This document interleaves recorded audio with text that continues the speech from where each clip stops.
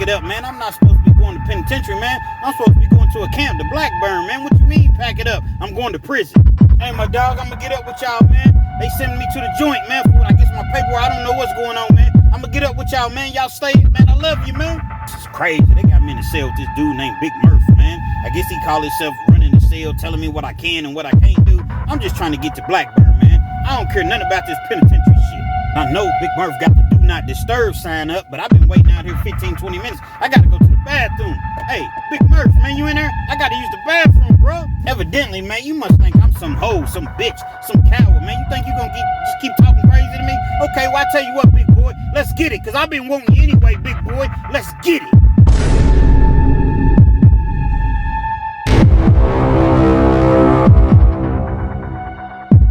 Yo, once again, it's on. Back at you one more again, Real Kens TV, and the house like motherfucking kitchen sinks. You know, oftentimes I tell you all prison stories, and a lot of YouTubers or content creators that do the prison genres, if you will, they tell stories and they never really talk about the L's they took. You know, everybody's a hero. Everybody was in there, you know, pushing that blade, knocking people out, handling their business. Nobody really tells you how it really is. But Real Kids is going to tell you how it really is. See, I've often spoke about the L's that I've taken while in jail or in the penitentiary, just in the system in general. Haven't lost all of them, but yet I haven't won all of them either. So with that being said, there is a message. We're going to take it all the way back, I don't know, 15, 16 years ago. I'm in penitentiary. I'm in a two-man cell.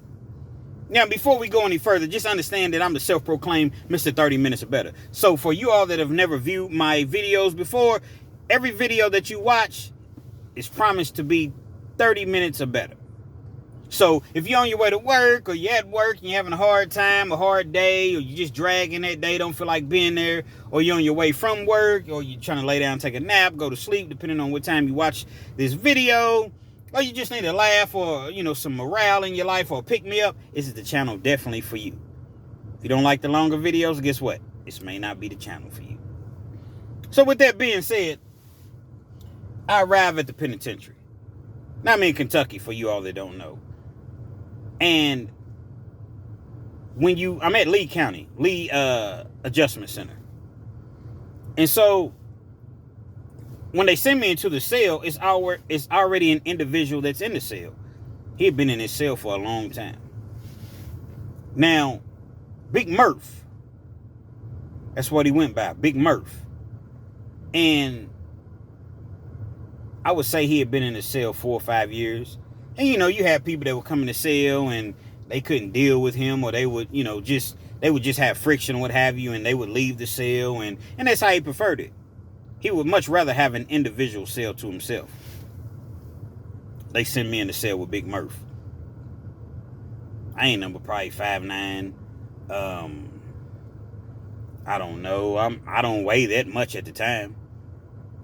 Maybe 180 pounds, 185 pounds. Big Murph's a gorilla, man. Big Murph is weighing in at every bit of, I would say Big Murph got to be 300. And if he's not 300, he's very, very close to 300. Stayed in the weight pal all the time. This dude was just was a black dude, had a little baby afro or whatever, had goals at the top. And Big Murph was from Cleveland, I believe. I'm pretty sure Big Murph was from Cleveland, Ohio. I don't know exactly how tall Big Murph was. He wasn't short, but he wasn't necessarily tall. So being that I don't know exactly his exact height, I'm going to go out on a limb and say he was 5'11". Respectfully. So Big Murph, he had a reputation on the yard. And, people like Big Murph, he was far from a pushover. Far from a pushover. So everybody seen that, they put me in a cell with Big Murph. Hey, man, be careful, man. Watch dude, man. You really got to watch yourself. All right, man. Now I'm already pissed because I'm not even supposed to be at a penitentiary. Now, when I say at a penitentiary, I'm not supposed to be behind the fence at a medium security prison. I'm supposed to be minimal. But what had happened was my paperwork didn't reach, I had a pending case going on. So I got convicted of one case, but I still had a pending case. So being that my case was pending, they didn't want to send me to a lower level prison, such as, Blackburn or Marion County or, Frankfurt Career Development Center or Bell County. Any of y'all from Kentucky, you've been in the prison systems over the years, you'll know exactly what I'm talking about. Y'all rock with me.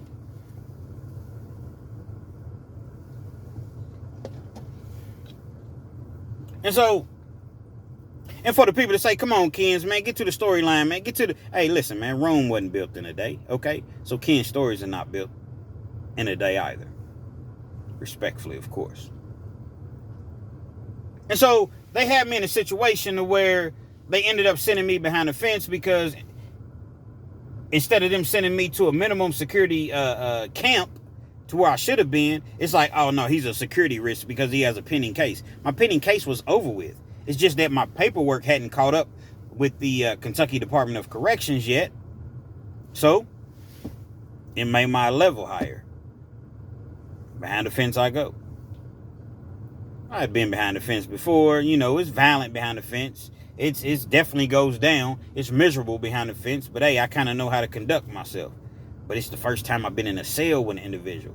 The other time I was just in an open dorm. Open dorm's like an army barracks. You got 50, 60, 70, 100 people. And you have cubes. 2-man cubes, 4-man cubes. It's like your little section or what have you.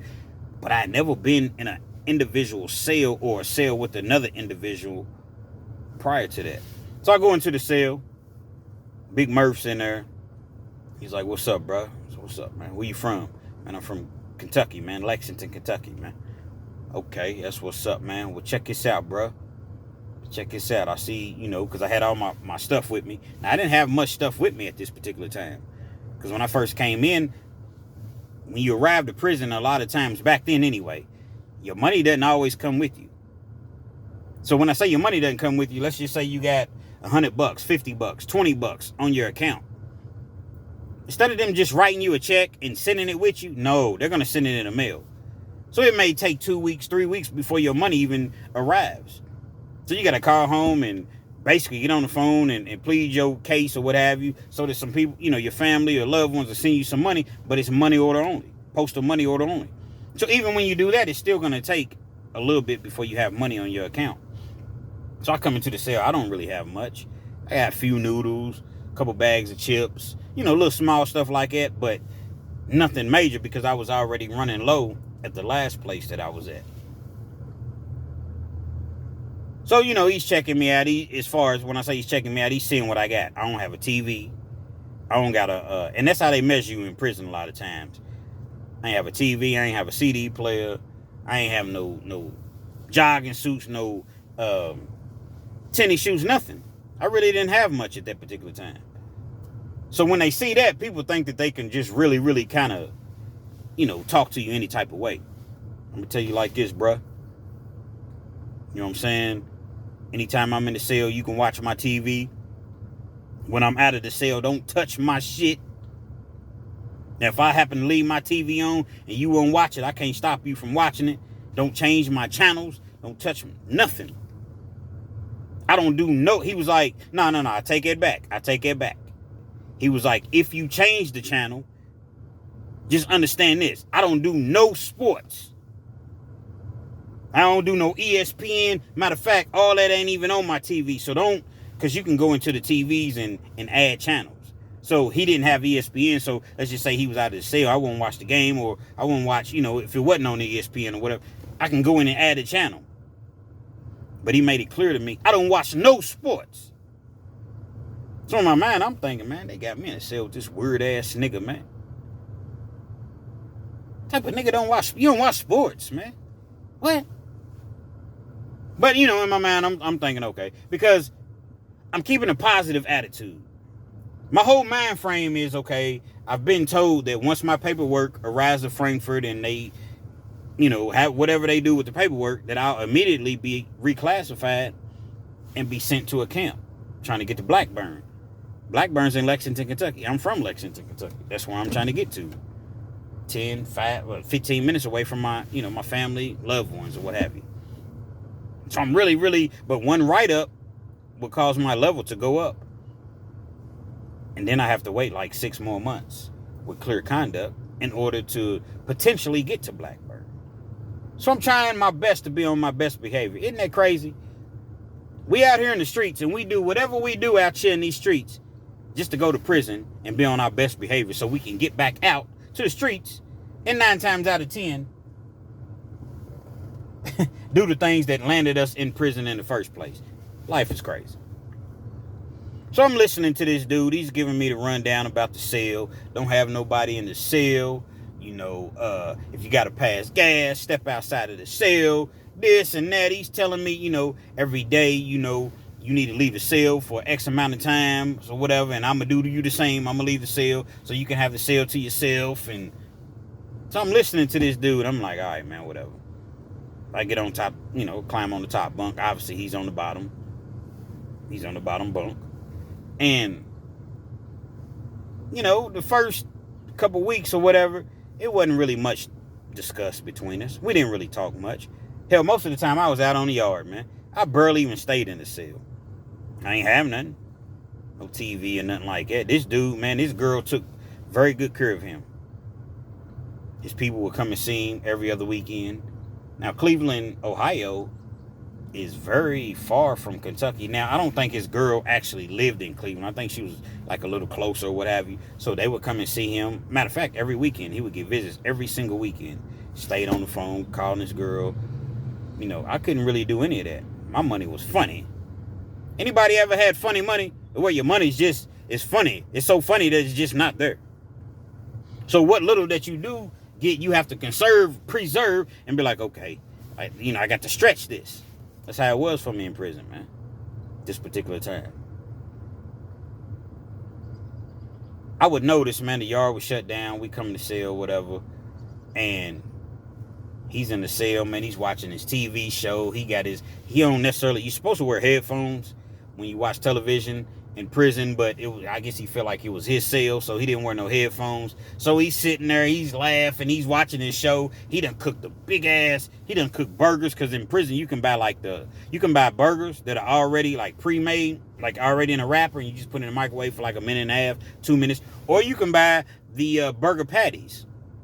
I think it's like 15 patties for like $16. And you can buy buns, ketchup, mustard, lettuce, tomatoes, potatoes. Cut the potatoes up, fry them in the microwave or what have you. So he had a big old bowl of potatoes, and he got 2 big old burgers he's eating, man. I'm in the cell, man. I don't got nothing, man. I think I got a noodle. And he would just often eat like this on a regular basis. Don't offer me nothing. Now, at the same time, I'm a grown man. It's not his job to take care of me. So don't get it misconstrued. I'm not saying that this guy's supposed to offer me anything. But I'm just giving you the real. It's just what it was. He's sitting there, he's eating. You know how when you sitting there, watching some corny ass shit that I would never even watch.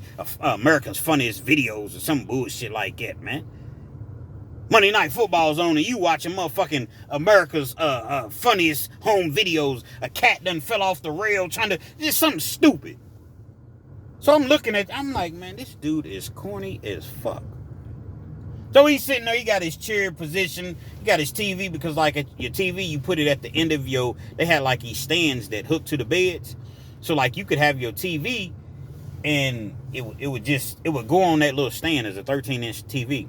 But it was kind of like on a swivel, so you could turn it left, right, or whatever, you pull it out, pause. So he would grab his chair and sit in front of the TV. He's laughing, he's having a ball. He got his burger. He got his big cup of Kool-Aid. He done took a baked potato, cooked it, made it into some wedges. He got his hot sauce, his ketchup. He's eating the wedges. This is funny. Then offer me a wedge. Offer me nothing. Nathaniel, zilch, zero. You get the point. Y'all rock with me, man.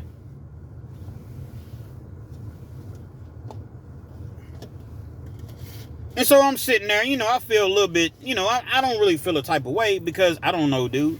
And again, he don't owe me nothing. So I got 4 or 5 noodles. I got to stretch those noodles. I got a bag of chips. I crush up a little, some chips, handful of chips, crush them up. The little hot Cheetos. Make my little noodle, put them in the chips or whatever. I got some hot sauce. I'm not going to starve. But Them motherfucking fried potatoes, man, was smelling good, man. I ain't even gonna lie. So this continues to go on and go on and go on. He eats like it every day. Not just at night. He eats like it at lunch, and then he eats like it at night. He don't even really go to the chow hall. Never offer me nothing. Not a chip, not nothing. I ain't never asking for nothing.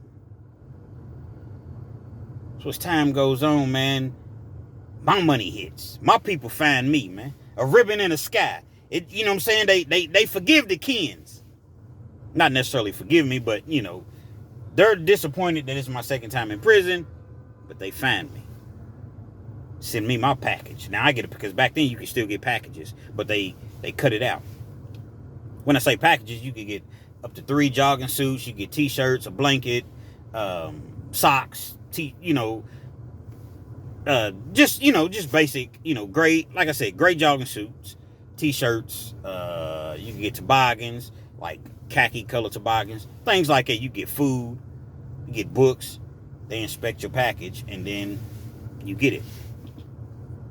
My package arrives. Oh, my people bless me, man. I got everything now. Everything that I could possibly have as far as that was allowed in the package.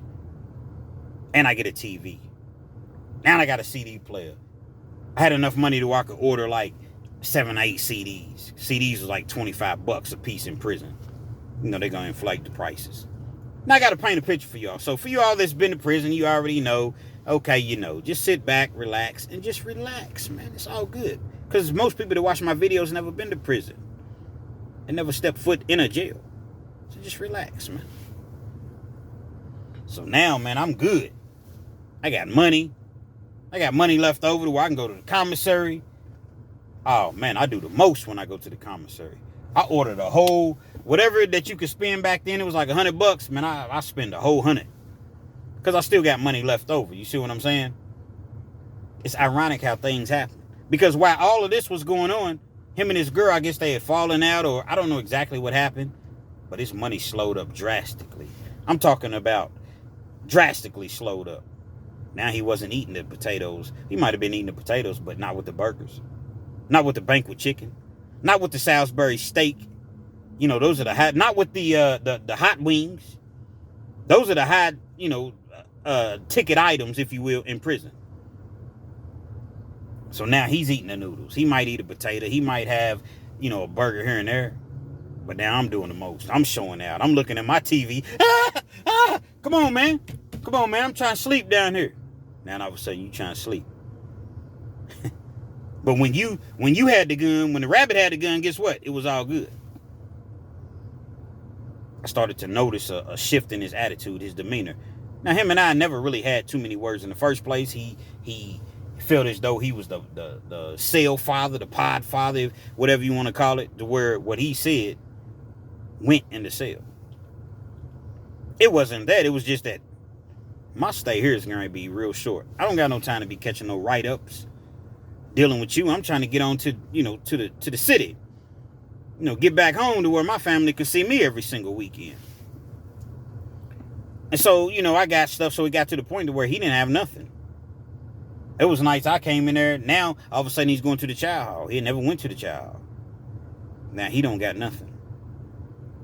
His attitude is just really, really, now he just done turned outright just ornery. One day, I was laying in the top rack. I'm, watching my TV or whatever. Top rack, top bunk, top bed, whatever you want to call it. And my blanket kept falling down. It didn't fall down on the floor, but it would like hang over his rack. And evidently it was getting in the way of him watching TV, which I understand. So it happened a couple times. He's like, hey, player, I'm going to tell you like this, man.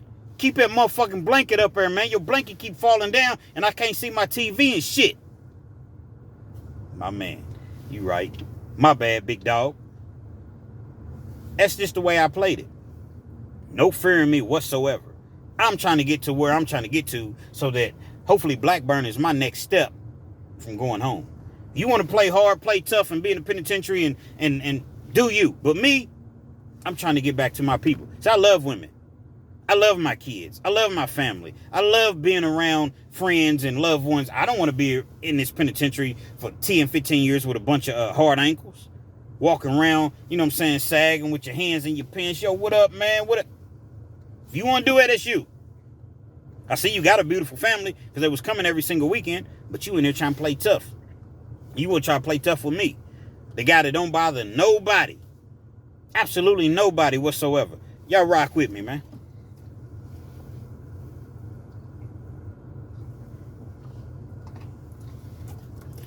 Yeah, this is what I'm drinking. Water. As usual. You know what I'm saying? People be like, Real Kens, what you drinking? Water, man. Look. I love water. I just drink it in a cup with ice. Sometimes it's not water, though. Respectfully. And so, these things, it just started to get worse and worse.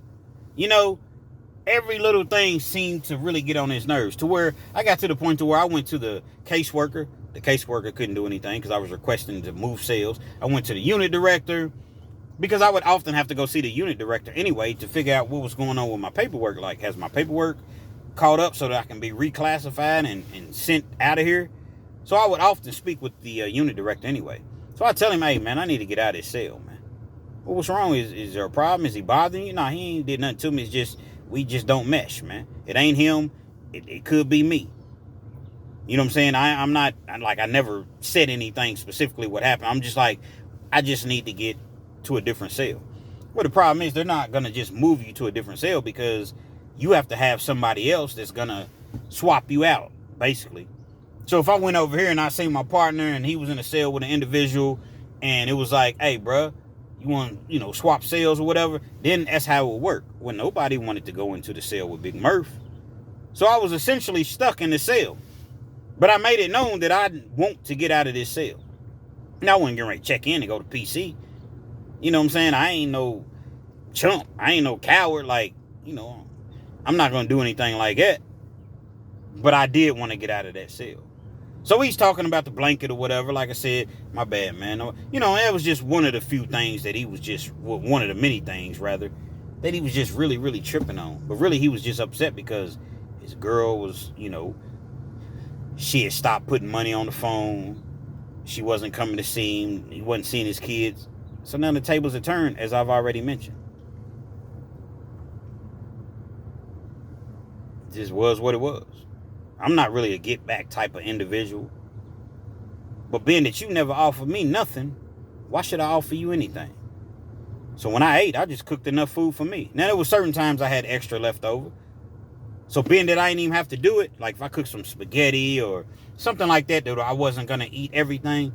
Hey, Big Dog, I would call him Big Dog, but his name was Big Murph. Big Dog, you want this spaghetti, man? You sure? You want this spaghetti, bro? You want some of these chips? I'm a genuine type friendly dude, man.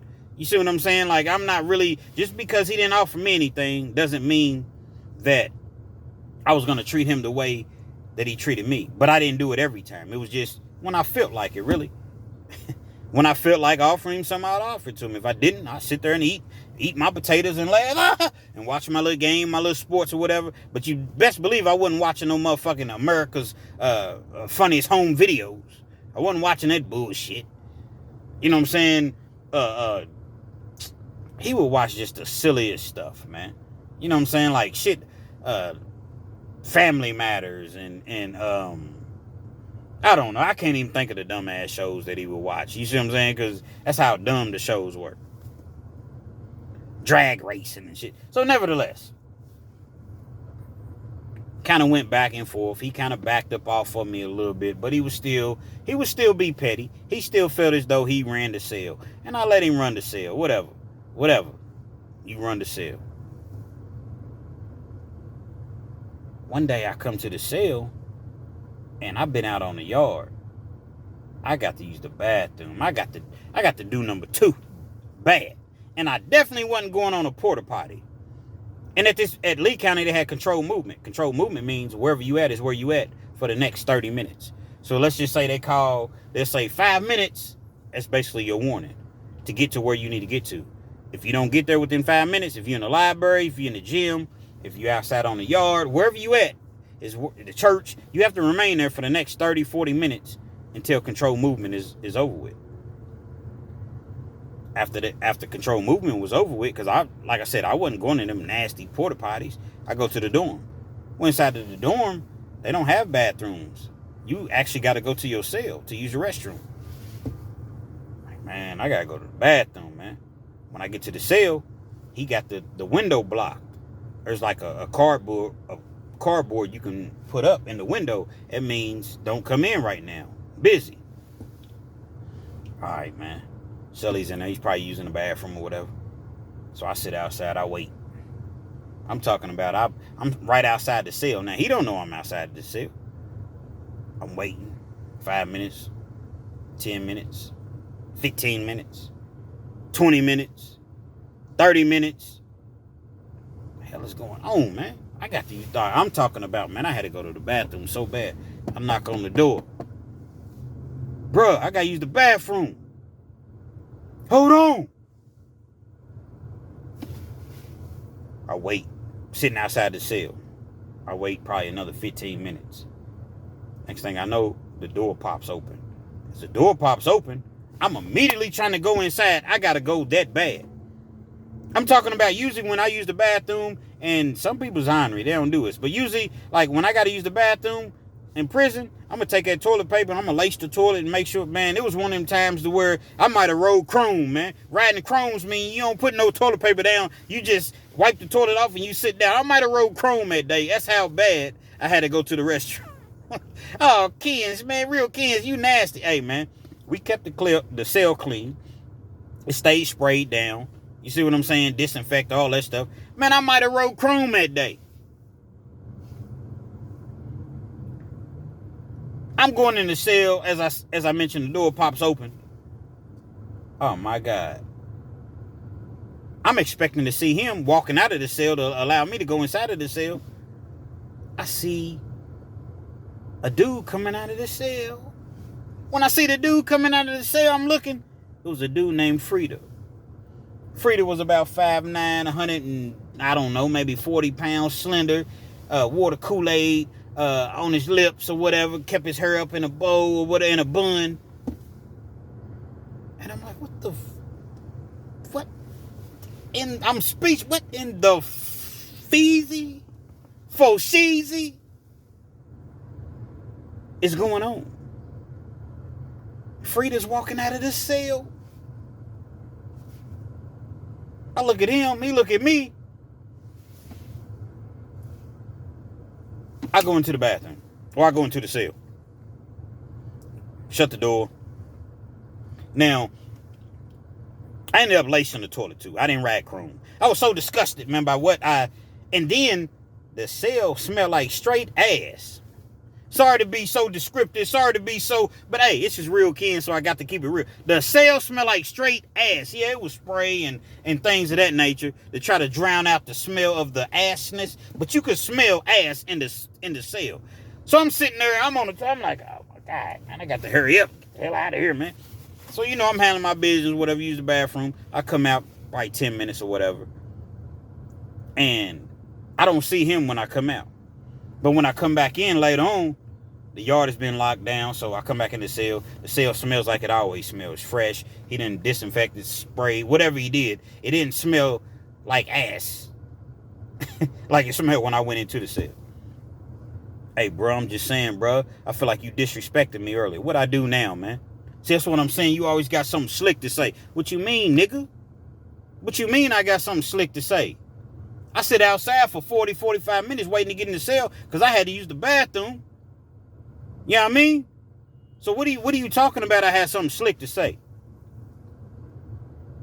Well, I'm saying, bro, what you seen, it wasn't even like, no, it may have appeared to be like that, but it wasn't even like that, man. It was a business transaction going down there. In my mind, I'm thinking, yeah, I bet it was a business transaction. But then on the flip side, it's like, I really don't give a fuck. I'm trying to get out of here, man. Let you all do what you want to do in this penitentiary. I'm no better than nobody in here, but I'm trying to get home, man. I don't care what you was doing in the cell. But yet at the same time, it's like, bro, you telling me not to have nobody in the cell. You telling me all these rules that you come up with or whatever, the cell etiquette or whatever, and I've seen you break every last one of them. Nah, I'm just saying, bro, I don't want you, you know what I'm saying, spreading rumors. And look, man, I don't care what you do again. I don't care what anybody does. I'm not spreading anything, man. I'm getting to be out of here. You say y'all was having a business transaction, whatever the case may be, it was y'all's business, man. I don't got nothing to do with it. So things was kind of tense a little bit. Now at this particular time, his girl done started to pick back up, so he's getting his money. He's, his money, his visits, and everything's returning. I guess he sweet talked her, or whatever the case may be, and they worked it out. He's doing him, I'm doing me. Everything he got, I got. I'm not asking him for nothing, which I never asked him for nothing. He wouldn't really ask me for nothing. Every once in a while, hey, bro, let me get a little bit of that hot sauce. Here, man, go ahead. It's down there. Go ahead. Let me get a little handful of chips. Go ahead. Same motherfucker didn't offer me a drink of water when I was dying of thirst. I come in the cell probably a week later. In prison, coffee's real big. People love to drink coffees. They drink the triples. You got your coffee, you got your sugar, and you got your creamer. That's considered a triple in prison. But you got to know how to, mix it up. You got to really know. You got to know how to cook it. You know what I mean? You got to know how to make it right. So they would sell sugar, but they would sell them in cubes, like sugar cubes. And so I had a box of sugar cubes. I come into the cell one day. He's used to me being out on the yard all day long. But I came into the cell for something one day. I think I was trying to get my partner a cup of coffee or something like that. Man, get me one of them motherfucking triples out there, nigga. That's how they talk, that's how they talk in prison. So, I got to take myself back to where I'm in prison. Man, bring me one of them motherfucking triples out there, man. Silly ass, you know what I'm saying? So, you silly, man. Yeah, I got you. So I go in there, you give me his mug or whatever. I'm going there to make him a triple.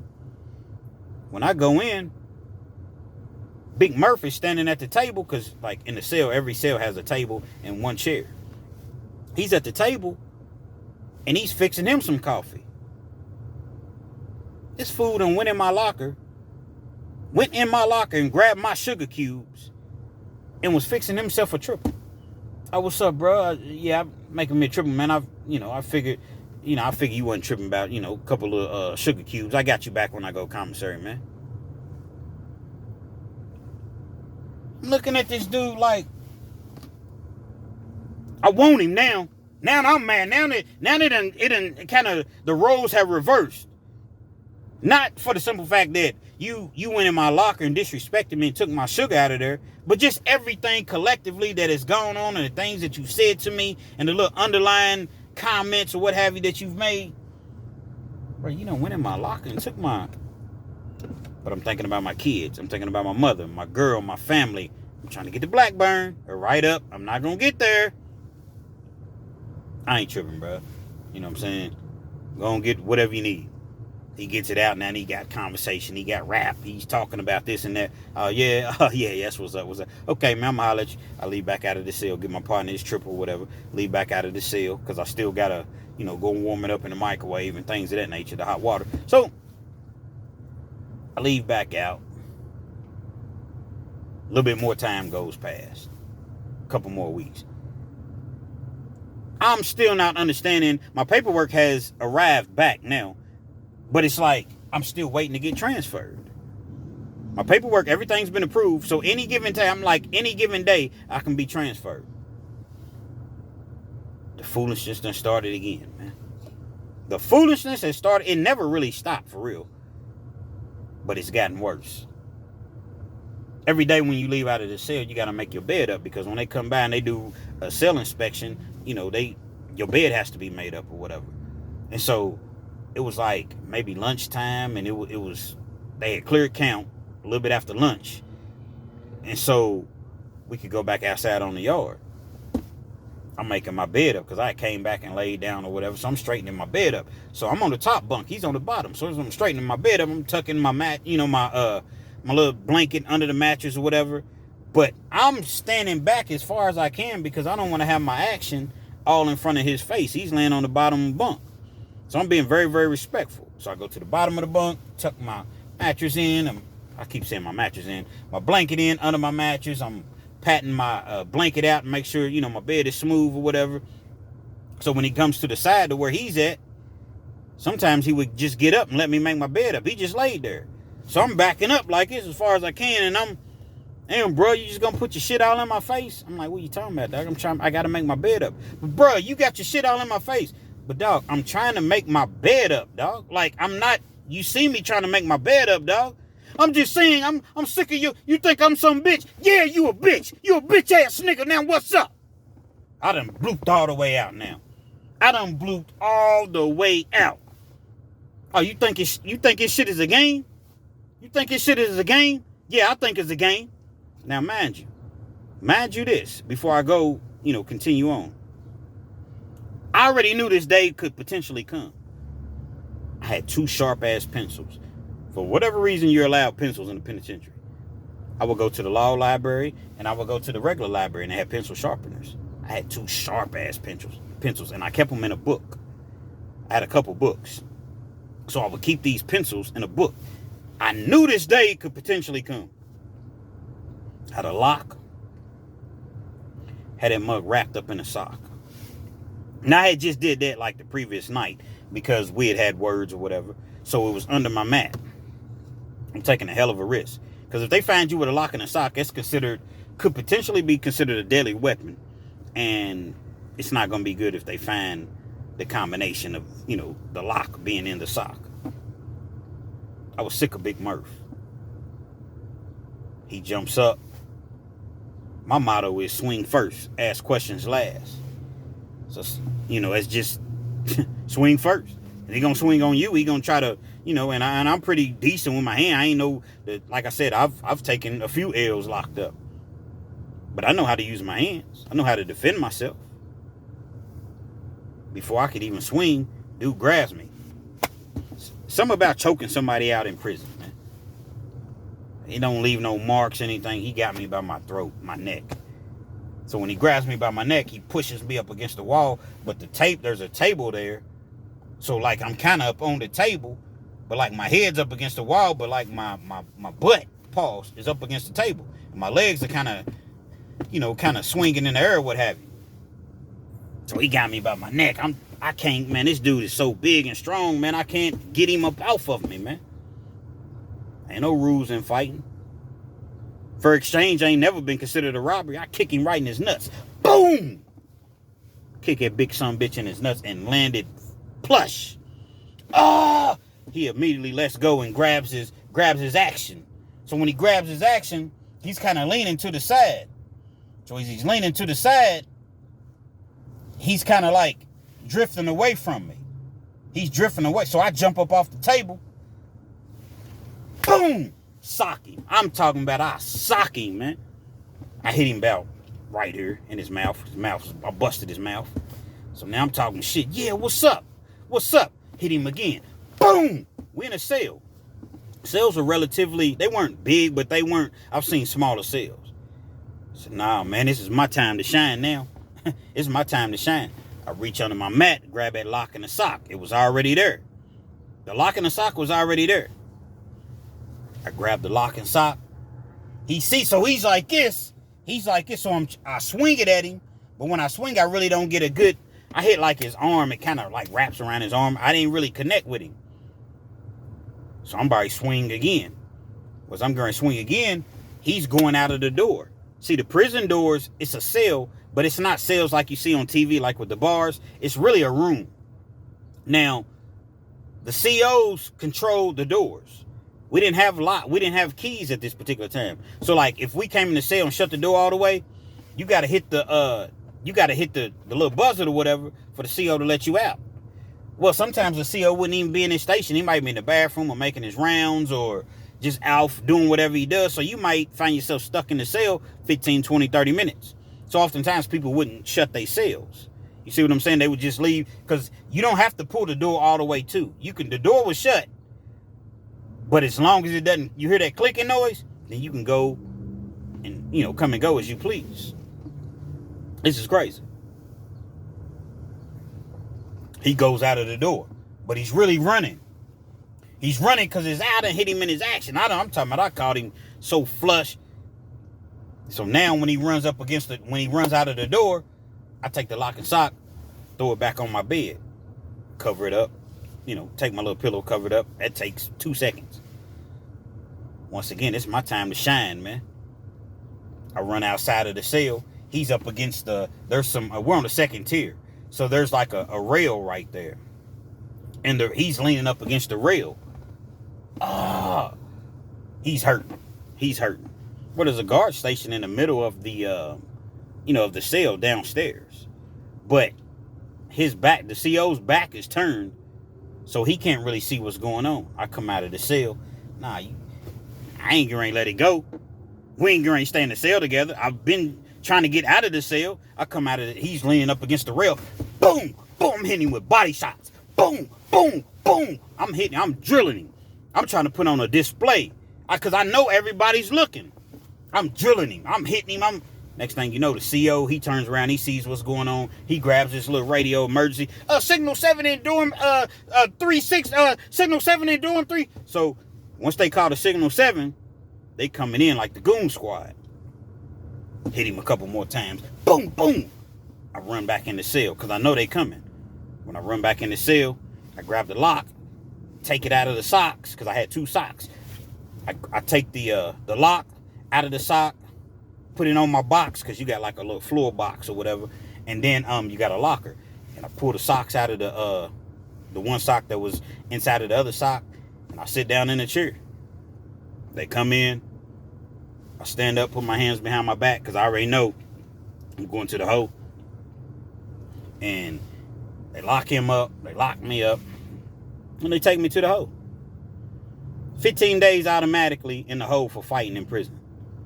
But if they had found me with that lock and sock, or if they had seen me on camera, or if the officer had seen me hitting him, that's assault with a deadly weapon, man. I could have got an outside charge for that. But I was sick of it, man. I was sick and tired of being sick and tired. And you're not going to just keep talking to me all crazy, man, acting as though you run this motherfucking cell. I go to the hole. During the time that I'm in the hole, they're taking me back and forth to court call. Court call is just like on the streets. It's just you go to court in prison. They decide your punishment or what have you. My unit director spoke up for me, man. My unit director spoke up for me and said that, he's been trying to get out of the cell. He's been having issues. Wasn't no weapons used, anything like that. Charges dismissed. I do 9 days in the hole. I get out. They move us. Obviously, they don't put us back in the same cell or whatever. They let him out, too. We had to both sign an agreement where, we don't got no problem with each other. We stay on the same yard. We just not in the same dorm at this point. And it probably wasn't even 4 or 5 days later, they moved me outside of the fence. I still didn't go to Blackburn initially, but they moved me outside of the fence to a lower level camp. Because most prisons in Kentucky, they have a camp on the outside of the prison fence, and it was called the Hill. So they moved me to the Hill, what have you, and I dodged a bullet, man. I dodged so many bullets. I could have really been hurt in that cell. I could have really hurt him. I could have gotten extra time. I could have been in a situation where I wasn't with my family for an even longer stretch of time, if you will. So the point of me telling you all this video is a couple points. For one, people always want to know, like real Kens, we want to know more, tell us more stories about yourself. Well, this was a story about myself, man. Yeah, I kicked ass in this story. Had to whoop a little ass, pause. But I've also told stories to where I done got the business. I done got my issue. I done got dealt with. You see? You win some, you lose some, but you live. You live. Big Murph, I don't know what Big Murph was on, man. I ain't really tell nobody about him in the situation with him and Frida. It wasn't my business. I'm not in prison to gossip. I'm not in prison to talk about what the next person. If that's what you want to do, then do you, man. You see what I'm saying? But just don't involve me in the, in the scenario, in the situation. So you gonna tell me I can't have people in the cell, which I would never bring nobody in the cell anyway. But yet, you doing the most with Frida in the cell. And then get mad at me because I'm standing outside and you talking about, oh man, what you you stalking me, man? But you checking up on me? No, man, I gotta use the bathroom, man. I gotta use the bathroom. I've been waiting for 45 minutes. I ain't know you was in there making love. Talking about we was doing a business transaction. Maybe you were. I don't know. I didn't see anything. But I know what I smelled when I walked in that cell. And no matter how you put it, 1 + 1 is always going to equal 2. If it looks like a duck, quacks like a duck, walks like a duck, typically, it's not a cat. It's not a dog. It's not a cow. Typically, it's what? A duck. But at any rate, I don't care. It's so odd because it's so odd. I'm going to tell you what's so odd about this before I go. He ended up getting out before me. I didn't know how much time he had, but he ended up getting out before me. I go to Walmart. My first day out. First day I get out, I go to Walmart. I talked about this in one of my prior videos. I didn't have much money. I went to Walmart, give me some underclothes, some hygienes, couple, shorts, t-shirts, what have you. And I run into Big Murphy. Even though he's from Cleveland, Ohio, I guess his girl, whatever's down here. I run into Big Murphy. What's up, man? What's up? And he's with his girl. And I don't know if he did it out of guilt. I don't know if he did it out of fear that I was going to say something. The dude went in his pocket and gave me $50, man. It's crazy. You never know who you're going to run across, man. Y'all would have been proud of old Kens that day, man. Because I was putting in work. Yeah. I got in Big Murph's ass. Pause. Double pause. Triple pause. You know what I mean? Real Kens TV. Hopefully you like the video. Feel free to comment. Definitely share. Subscribe to the channel. I don't know if you're not already subscribed. And be sure to hit that post notification. So anytime I bring you this action and this motherfucking heat, that's what it sounded like when I was hitting Big Murph. That banky pound power. You're amongst the first to receive. Y'all do me a favor and start hitting that like button, man. I'm getting a lot of views, but I'm not really getting that interaction with the audience, man. Comment. Tell me what you think about it. Hit that like button. Share for me. It takes a couple seconds to hit the like button. Don't be no hater. Just hit the like button. That's all it takes. Just like. I like the video. Real Kens TV, man.